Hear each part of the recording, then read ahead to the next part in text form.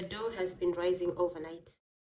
So now I'm going to shape it, put it in my banetone, and then put it in the fridge to firm up before I score it. So I just start lifting up from the sides.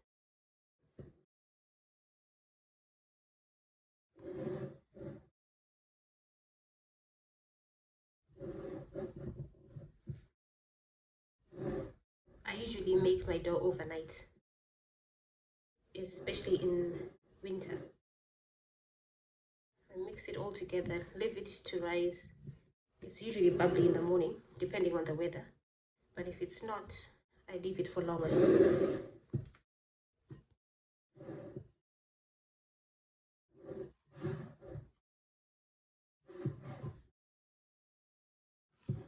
Now it's a firm ball like this. I'm using a round banetone today. So I put it in there. I floured it with rice flour and put it in there. I'm going to add more rice flour so that it doesn't stick in there.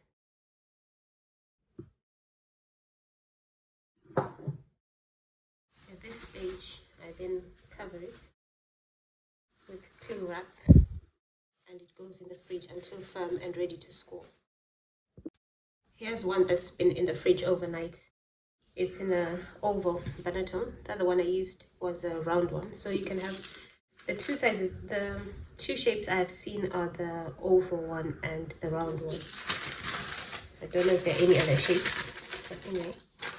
I need to flip this over onto my baking paper.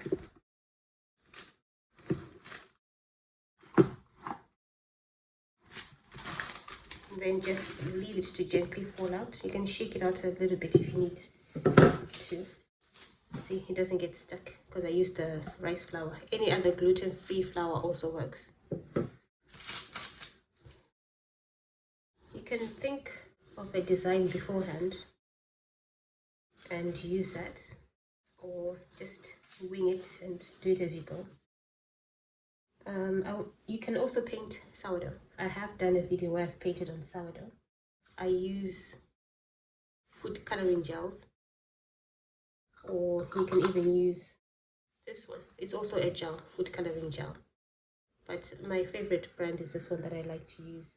But you also get other brands that might also work.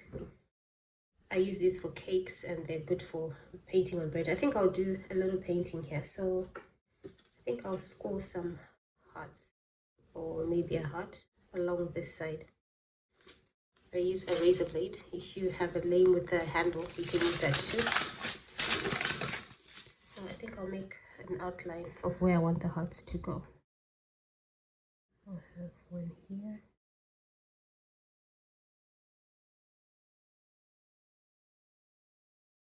Just a rough outline.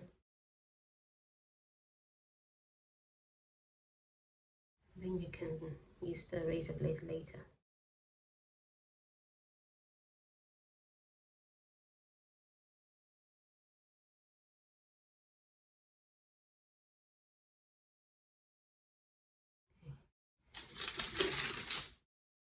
And another one here.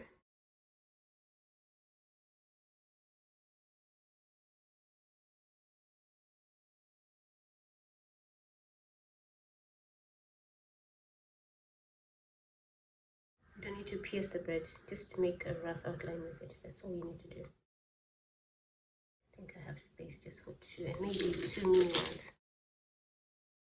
One mini one on this side.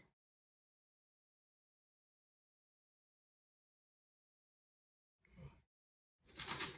And a mini one on this side.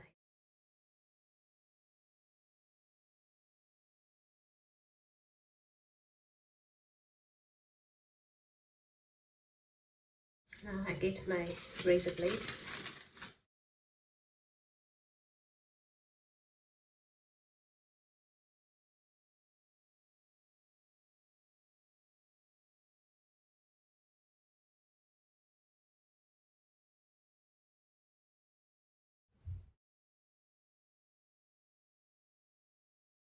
I don't want it too deep. I just want a pattern so that it doesn't stand out like a 3D No, just the shape of it.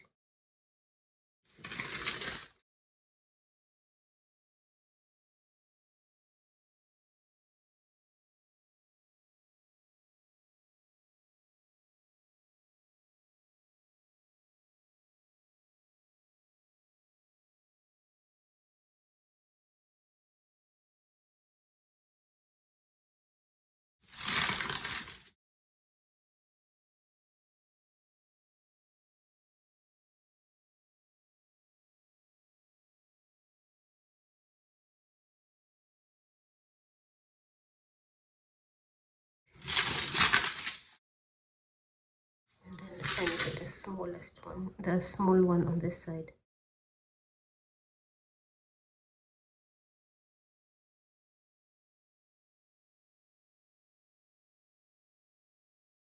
I think I will paint only one of these. And I think I'll paint this one. So I get my red coloring. Got some water on here. Just put it here. Dip the brush in water. It already has a little bit of red from previous use. I didn't wash it out properly, but it's okay. Good thing I'm using red still. But if you have a different color on your brush and you want to use red, just make sure you get the color of the brush before you start. Actually, I think I will put a little bit on the plate instead of dipping the brush in here. Okay, just get a bit, put it on there.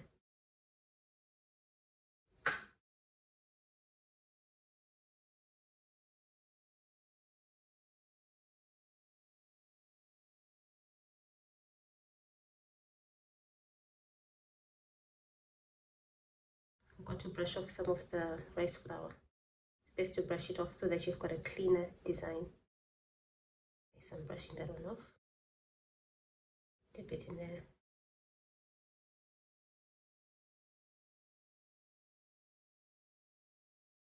You can be as creative as you want and take your time. You can have landscapes on your bread if you have the patience and the creativity to do that. You can even paint off an image. You can print off an image, or if you have a photo, your favorite photo, you can try it.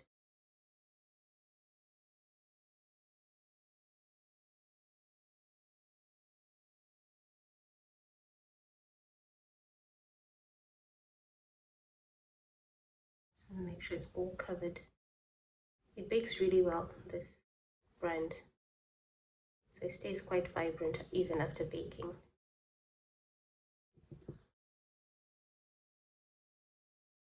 Right. Okay, so that's done. I'm just painting one.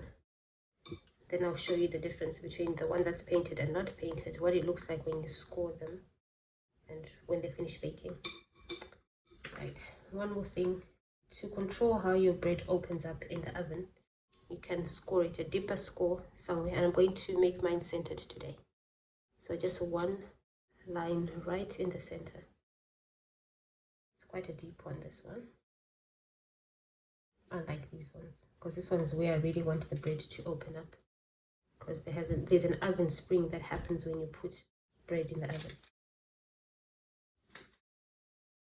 So that controls where exactly it opens up rather than opening up in random places.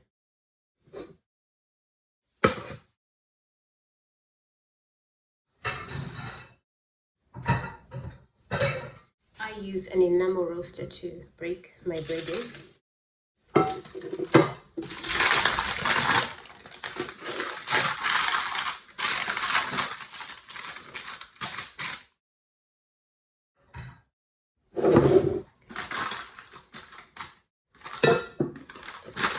To make sure it's properly in there so that it doesn't interfere with the design on the bread. Okay, and now I close it. Then I bake it in the oven at 200 degrees Celsius for about 45 minutes.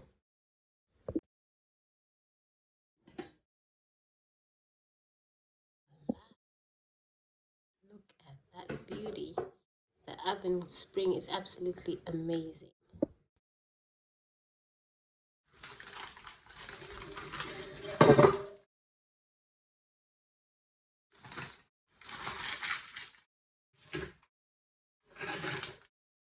little ones, I didn't score them well enough, so it didn't show, but it's okay.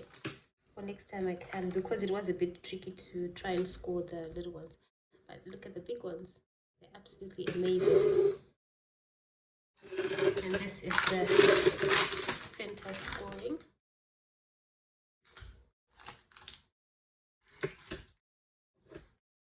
I'm going to leave this to cool completely before I cut it.